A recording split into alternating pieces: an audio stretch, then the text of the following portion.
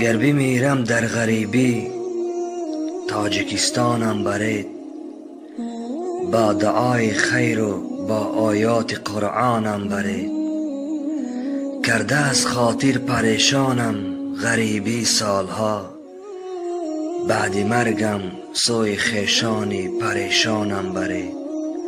من برای رزق پاک و پاره نان آمدم، سوی اهل خاندان با پاره نانم برید.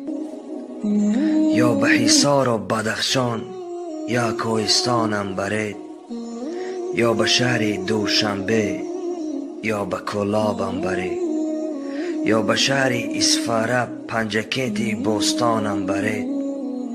در غریبی جسم و جانم سخت رنجید التماس، بعد مرگم کنج خاکی تاجیکستانم برید.